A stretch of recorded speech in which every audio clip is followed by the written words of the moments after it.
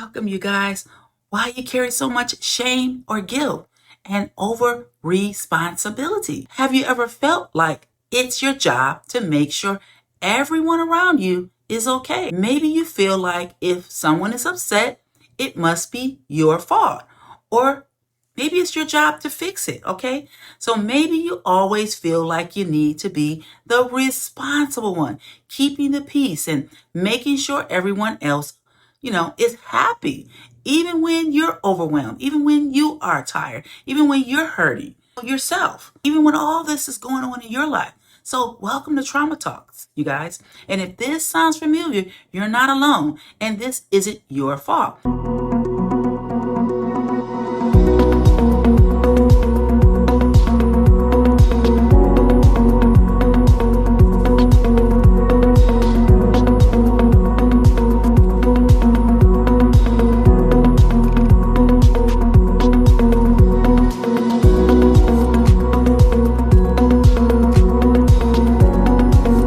These feelings often start when you were young. It can happen to anyone, but it's especially common in children who have to grow up faster than other kids.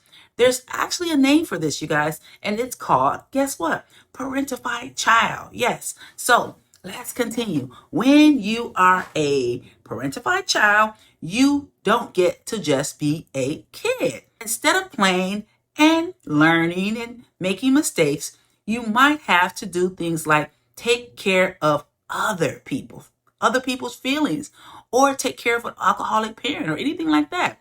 Like your parent or your siblings, are your responsibility. Maybe you kept your family secrets, or maybe you were the one, telling the jokes to keep everyone calm. Maybe you acted like the easy one who never, caused trouble or never got in the way. Here's some science behind it, okay? Why this is so tough. When you are a child, your brain and your nervous system are still growing.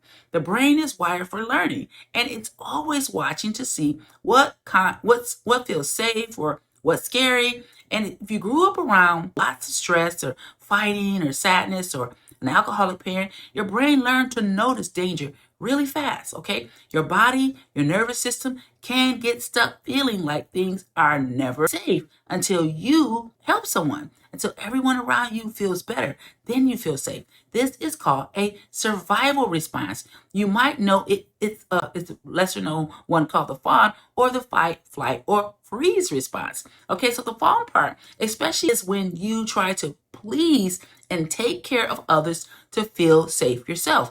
It's your body's way of protecting you. You might have heard of the words trauma sometimes. Trauma isn't just a scary event. It's what happened inside you when you don't feel safe, or when you have to grow up, really fast, before you're ready to grow up, So I want to continue telling you about this, because when you learn these habits as a child, because of your brain is trying so hard to make sense of everything going on in the world. For example, when something goes wrong, a kid's brain can think it must be my fault, or I'm really good and helpful. Maybe people around me will love me and won't be upset or leave. This is how guilt and shame start in your nervous system. Your body stores these feelings, not just your mind. That's why even as an adult, you might feel anxious, tired, or tense when someone is unhappy. Yes, even if it has nothing to do with you, you might still feel that way. So let's talk about this, okay? So here's the good news, though, about this. You can help your brain, body, and heart feel responsible for someone. The first thing is naming it, okay? So for someone else, emotions, pause and say out loud, right now, I feel like I have to fix this. Naming the feeling helps your brain to realize what's real and what's just a habit. So sometimes your brain needs that reminder, okay? So number 2, use your senses to calm your body. Take a deep breath. Notice what you can see, hear, and feel around you. That's number 2, okay? Because by putting your hand on your heart or giving yourself a gentle hug, this tells your nervous system, guess what? I'm safe now. I'm safe now. I'm going to be okay, right? So it's kind of like you're giving yourself that nurturing that you need, okay? So number 3, practice self-empathy. Instead of blaming yourself, talk to yourself like, you would talk to a friend. You might say, it makes sense that I feel this way. I learned this a long time ago, but it's not all my fault. Okay? It's not all my fault that this happened to me. Okay? So when you start to talk to yourself like that, you're going to notice the changes in your nervous system. Okay? So number 4, set little boundaries. Practice saying, I care about you, but I can't fix this for you. All right? I care about you, but I can't fix this for you. That might feel hard or scary at first, but with practice, it gets easier. Your job isn't to solve everything for everyone. No, that's not your job, you guys. No way. Okay, so number 5, move your body. Sometimes when you feel tense or anxious or moving your body around helps to release the old energy, okay? You can try stretching, shaking out your hand, or even dancing in your room for a few minutes. Guess what? It's gonna activate your nervous system. Okay, this is called somatic work, and it's a powerful way to let your nervous system know you're safe now. Imagine that, somatic work. Okay, so remember, it isn't selfish to take care of yourself and your feelings, okay, and your needs, of course.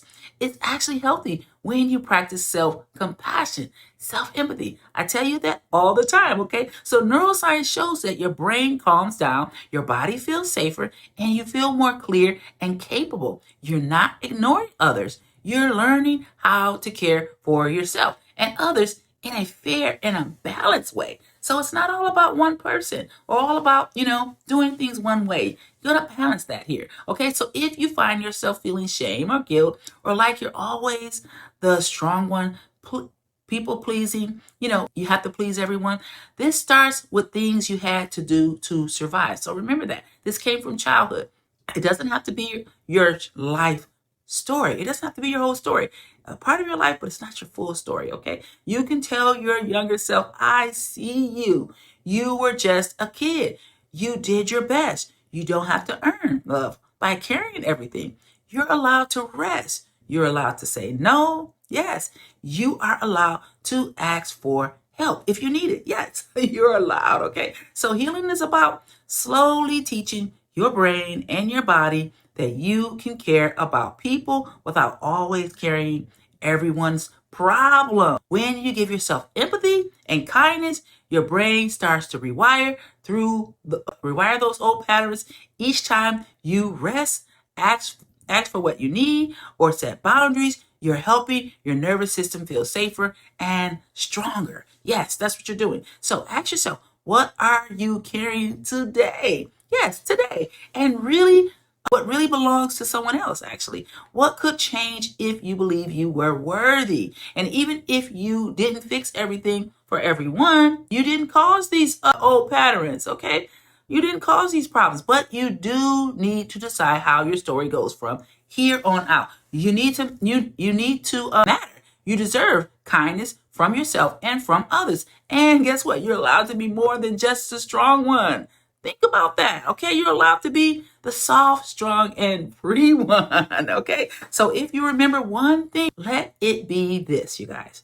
Real healing is about loving and caring for the younger version of yourself who never should have had to carry so much in the first place, okay? You are allowed to let go and trust that you are enough just as you are right now, right in this moment. You are safe, you are worthy, and you get to choose to be yourself, what you care, and you get to choose what you carry next, okay? You get to choose to carry yourself. All right. So, all right. Thank you guys for joining me on Trauma Talks. Okay. I really appreciate you guys doing that. And yes, I'll see you guys in the next video. Okay. So thank you. Bye-bye.